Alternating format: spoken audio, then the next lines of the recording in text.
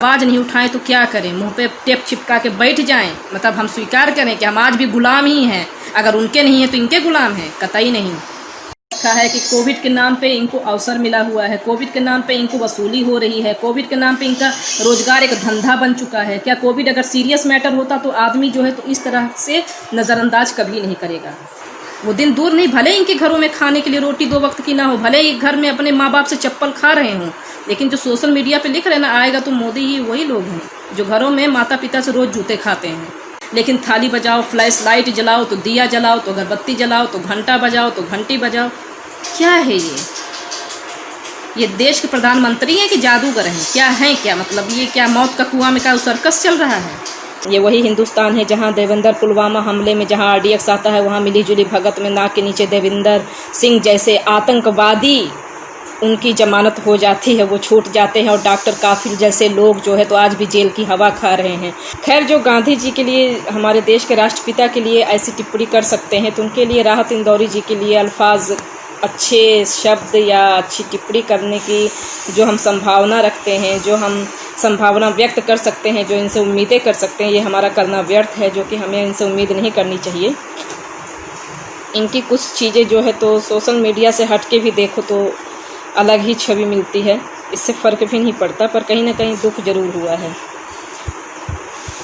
हमें गर्व तो होता है और हम ये बधाई उसी को दे रहे हैं जो इस हिंदुस्तान में है, लेकिन संघियों को हम बधाई नहीं देंगे क्योंकि वो पहले भी गुलाम थे और आज भी हैं।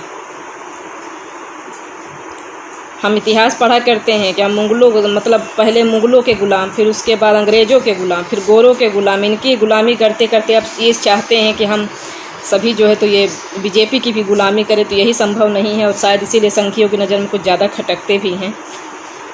ये हमारा हिंदुस्तान है, हमें गर्व तो होता है, पर कहीं ना कहीं इस हिंदुस्तान में गंदगी घोलने वाले संघी जो है, गंदी मानसिकता के लोग जो हैं, जिन्होंने हमारे हिंदुस्तान की छवि ख़राब की है और इसी हिंदुस्तान में वो भरे पड़े हैं, पर जो नज़र आते हुए भी लोग आँखों पर पट्टियाँ बांध लेते हैं, जो कि वर्तमान सरकार भली भांति इस बात को जानती है।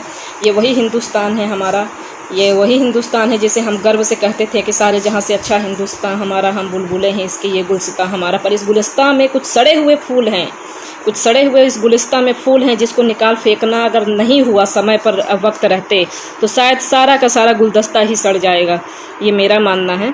बाकी हमारा हिंदुस्तान बहुत प्यारा है, हम हिंदुस्तान के निवासी हैं और ये वही हिंदुस्तान है जहां देवेंद्र पुलवामा हमले में जहां RDX आता है वहां मिली जुली भगत में नाक के नीचे देवेंद्र सिंह जैसे आतंकवादी उनकी जमानत हो जाती है, वो छूट जाते हैं, और डॉक्टर काफिल जैसे लोग जो है तो आज भी जेल की हवा खा रहे हैं। ये वही हिंदुस्तान है जहाँ चिन्मयानंद जैसे लोग छूट जाते हैं, लेकिन कुलदीप सेंगर जैसे लोग छूट जाते हैं।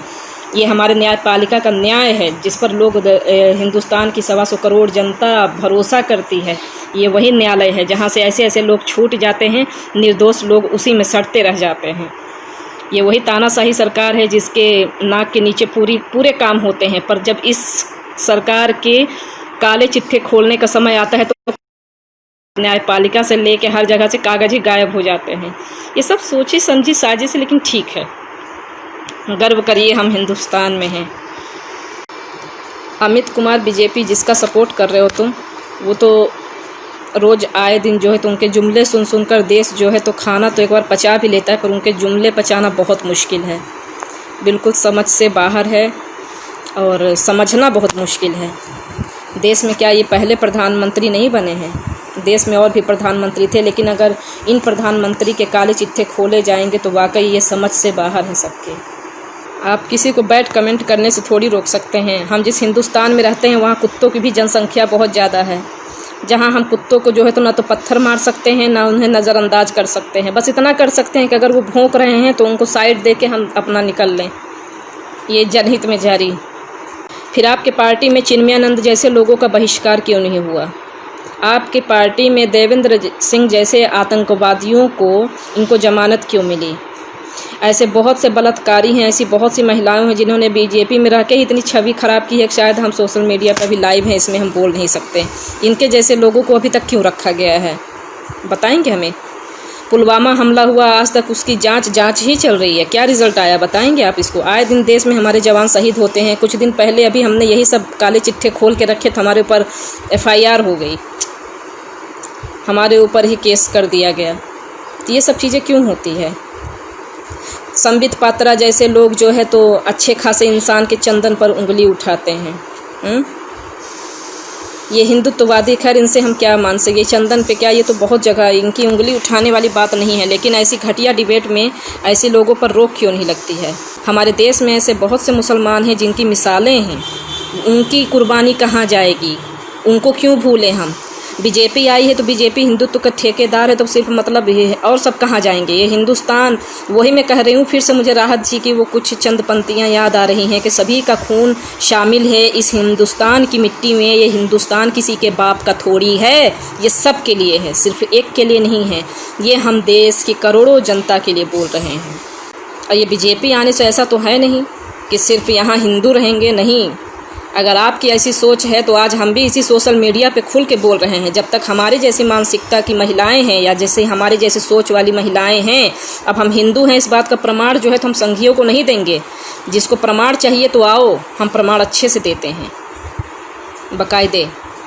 और कागज़ देखना आओ, हम भी तुमको अपना कागज़ दिखाते हैं।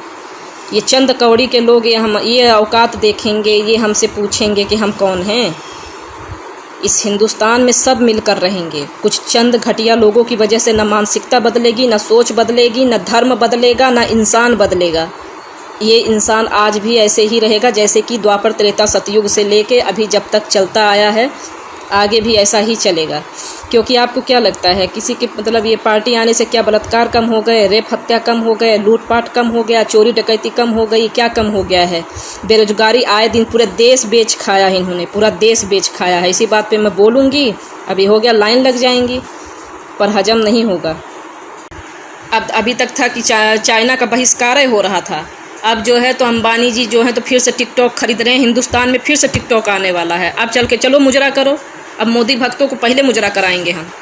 गरीबों के पेट पर जिस तरीके से लात मारा गया है वर्तमान सरकार में, वर्तमान सरकार को अभी गंभीरता से इस विषय को लेना चाहिए, इस विषय पर चर्चा करनी चाहिए कि अभी लॉकडाउन में भी आदमी कैसे कमाएगा, क्या खाएगा। यहाँ तो वैकेंसी निकलने की बात ही बंद कर दो, बल्कि बची कुची जो रोज़गार का साधन है वो भी उनके गरीबों के मुंह से निवाला छीना जा रहा है। इस बात को मोदी जी को गंभीरता से लेना चाहिए, इस विषय पे चर्चा करनी चाहिए। लेकिन हमें समझ में नहीं आता कि कुछ अच्छा करने की बजाय कुछ सवाल भी रखो तो सवाल हजम नहीं होते हैं। लेकिन सीरियस होना चाहिए सरकार को, और कोविड को लेकर खासकर यहाँ किया इतना जाता है, गाया इतना जाता है कि मानो लगता है कि पूरा रात भर में जागरण कर डालेंगे। इतने किए गए विकास का जागरण जो है 2 साल तक चलता है। ये बात कुछ हजम नहीं होती है। हमारे देश के वर्तमान प्रधानमंत्री नरेंद्र मोदी जी, लेकिन इनके किए गए कार्यकाल में हर काम असफल रहा है। इनके कोई भी विचार कुछ चंद मिनटों के होते हैं जो कि जल्दबाजी में सोचे समझे, लगता है कि एकदम सोची समझी साजिश है। कोई भी काम इनका सक्सेस नहीं होता है। पहली चीज़, इनके किए गए हर फैसले गलत होते हैं क्योंकि ये जल्दबाजी में फैसले लेते हैं। अभी आप देख लीजिए, कुछ देर पहले थाली बजाओ घंटी बजाओ, कोरोना के लिए एक मतलब तमाशा बना के रख दिया। क्या कोरोना सीरियस मैटर नहीं है? बहुत ही सीरियस है। अगर इसको गंभीरता से लिया जाता, आज देश में लाखों की तादाद में लोग जो हैं संक्रमित हो रहे हैं, आज भी लोग बीमार पड़े हैं, मर रहे हैं। अगर हम कुछ देर के लिए अगर हम ये भी कहते हैं कि कोरोना है ही नहीं, उसमें भी आप लोगों को बुरा लगेगा कि क्योंकि आपको बता दिया गया है, आपका माइंड सेट कर दिया गया है कि कोविड है। लिखा है कि कोविड के नाम पे इनको अवसर मिला हुआ है, कोविड के नाम पे इनको वसूली हो रही है, कोविड के नाम पे इनका रोजगार एक धंधा बन चुका है। क्या कोविड अगर सीरियस मैटर होता तो आदमी जो है तो इस तरह से नज़रअंदाज कभी नहीं करेगा। लेकिन थाली बजाओ, फ्लैश लाइट जलाओ तो दिया जलाओ, तो अगरबत्ती जलाओ, तो घंटा बजाओ तो घंटी बजाओ। क्या है ये देश के प्रधानमंत्री हैं कि जादूगर हैं? क्या हैं? क्या मतलब ये क्या मौत का कुआं में का सर्कस चल रहा है?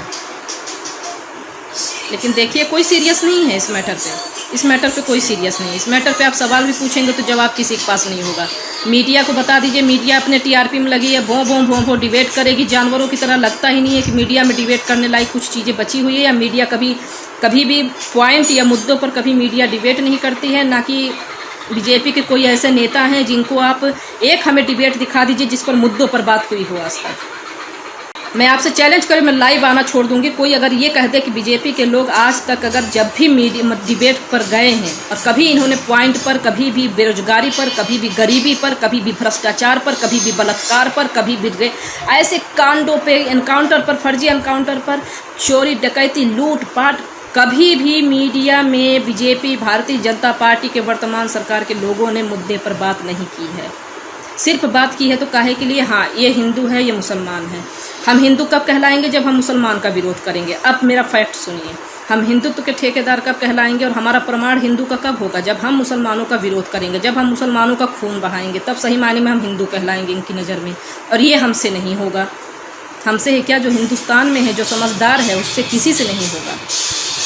ये हर इंसान के लिए एक मैसेज है कि आप हिंदू इनकी नज़र में तभी होंगे, आप इनकी नज़र में हिंदुत्व के ठेकेदार तब होंगे, आप इनकी नज़र में अच्छे कब होंगे, जब आप मुसलमानों का विरोध करेंगे। लेकिन हम ये कतई नहीं करेंगे इस हिंदुस्तान में, क्योंकि इस सभी का खून शामिल है इस मिट्टी में। ये हिंदुस्तान किसी के बाप का थोड़ी है। फिर से वही बात हम बोल रहे हैं, ये चीज़ नहीं होगा। तो बीजेपी और भारतीय जनता पार्टी के लोग इस पर कभी भी बात नहीं करेंगे।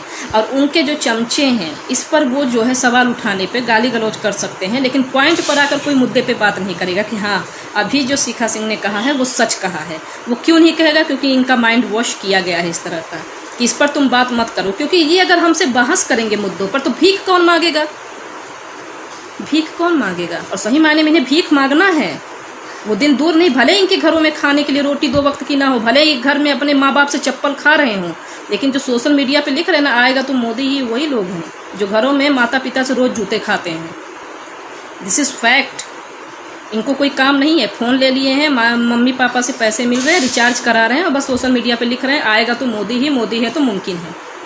तीसरे वर्ड इनके पास नहीं है। एक कोविड का बहाना मिला है, चुपचाप घर में पड़े रहो, उसी में भलाई है।